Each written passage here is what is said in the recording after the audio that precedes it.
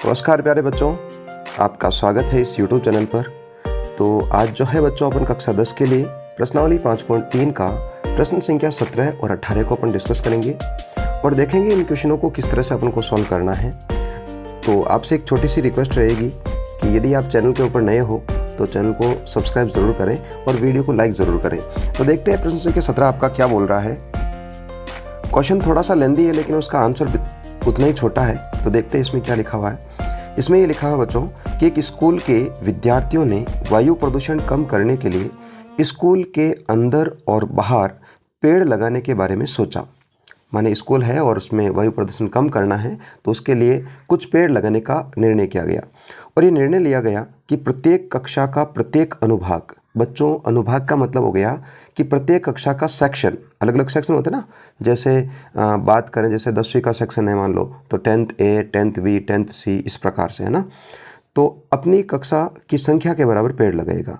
तो ये बोल रहा है कि प्रत्येक जो कक्षा का सेक्शन है वो अपनी कक्षा की जो संख्या उसके बराबर पेड़ लगेगा। जैसे बात करें कि मान लो 10वीं का है कोई सेक्शन, तो उसमें प्रत्येक सेक्शन जो 10वीं के हैं वो 10-10 पेड़ लगाएंगे।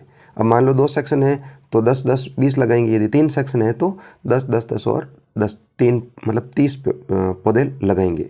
तो देखते हैं इसमें क्या लिखा हुआ है। इसमें लिखा हुआ है उदाहरणार्थ कक्षा 1 का एक अनुभाग, मतलब कक्षा फर्स्ट का जो पहला सेक्शन है वो 1 पेड़ लगाएगा।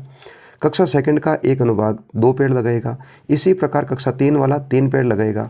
इसी प्रकार कक्षा 4 वाला 4 पेड़ लगाएगा और इसी प्रकार लगातार कक्षा 12 तक है वो, ठीक है ना।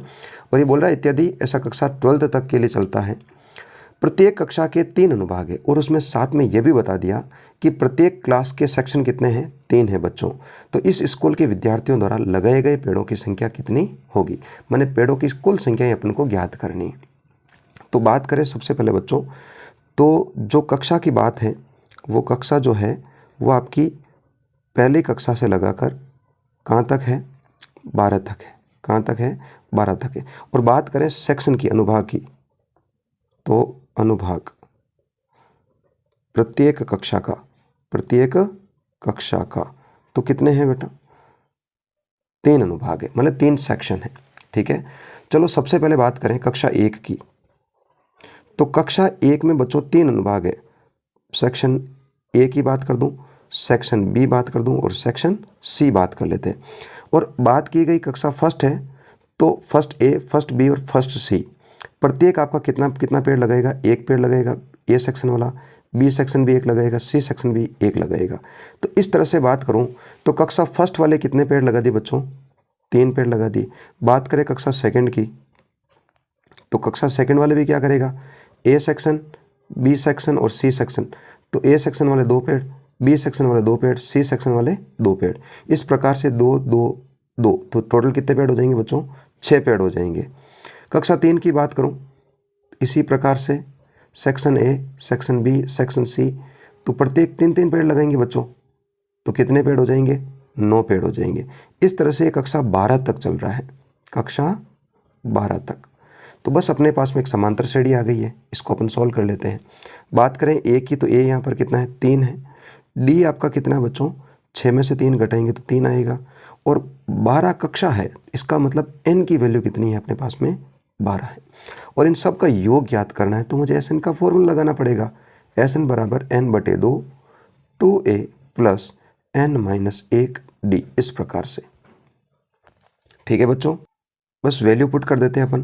तो S12, n की वैल्यू 12/2, 2 गुणा a की वैल्यू कितनी बच्चों, 3 है, प्लस n की वैल्यू 12-1 गुणा d की वैल्यू कितनी बच्चों, 3 है। यहाँ पर सरल कर लेते हैं। 2 का भाग 12 में आपका 6 बार जाएगा।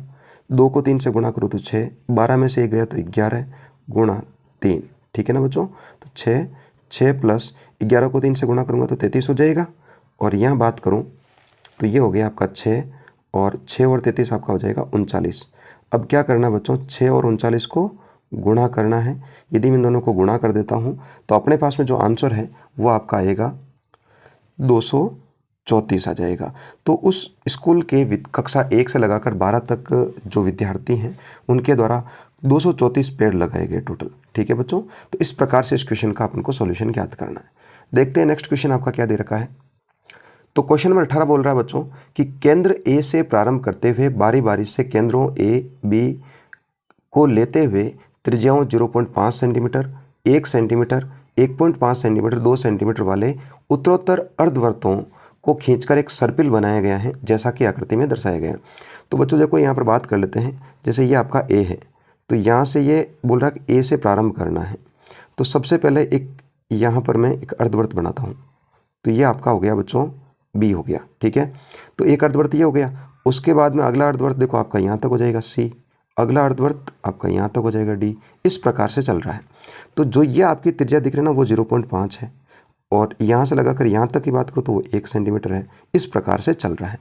और इन अर्धवृत्तों का क्या निकालना अपन को, लंबाई निकालनी है। तो बच्चों अर्धवृत्त की लंबाई निकालनी माने इस भाग की लंबाई निकालनी, तो ये क्या कहलाती है, वृत्त की परिधि कहलाती है। तो वृत्त की परिधि का सूत्र क्या होता है, तो आप बोलोगे सर वृत्त की परिधि का सूत्र जो है वो 2πr होता है। लेकिन अपने पास में यहाँ अर्धवृत्त है, तो अर्धवृत्त की परिधि क्या हो जाएगी, अर्धवृत्त की परिधि हो जाएगी बच्चों, इसमें 2 का भाग लगा देते हैं।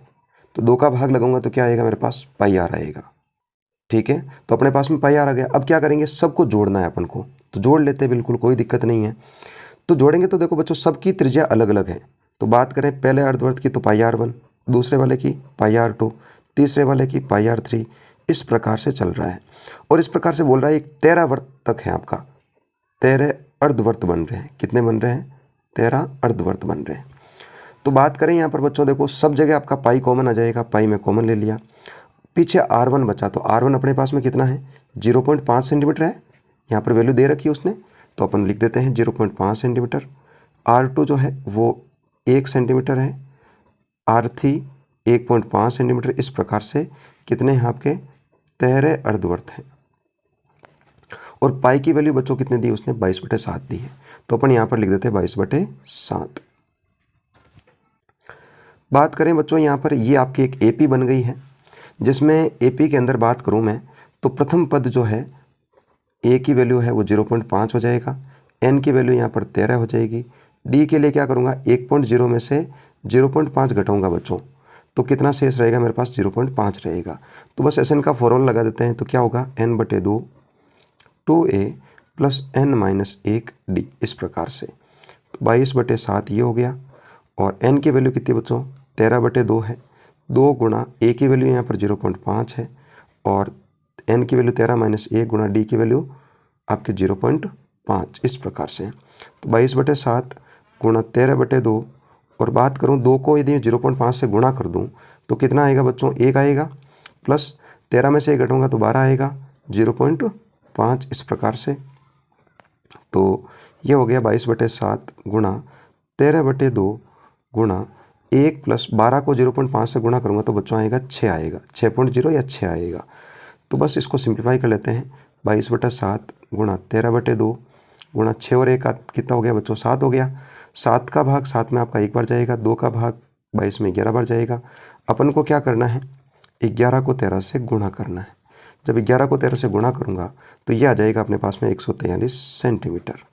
इस प्रकार से बच्चों इस क्वेश्चन का अपन को सॉल्यूशन करना है। ठीक है, क्वेश्चन अच्छा है, बस छोटा सा कंसेप्ट इसमें छुपा हुआ था कि अर्धवृत्त की परिधि या अर्धवृत्त की लंबाई ज्ञात करनी, तो उसके लिए अपन क्या ज्ञात करेंगे, परिधि ज्ञात करेंगे। तो आशा करता हूँ बच्चों कि ये क्वेश्चन आपको बहुत अच्छे से समझ में आया होगा। यदि आपको अच्छे से समझ में आ रहा है तो बच्चों आप जो एक छोटा सा अच्छा सा कमेंट लिखकर ज़रूर बताएं। अदरवाइज चैनल को सब्सक्राइब करें। मिलते हैं फिर एक नए क्वेश्चन के साथ में, तब तक के लिए धन्यवाद। जय हिंद, जय भारत।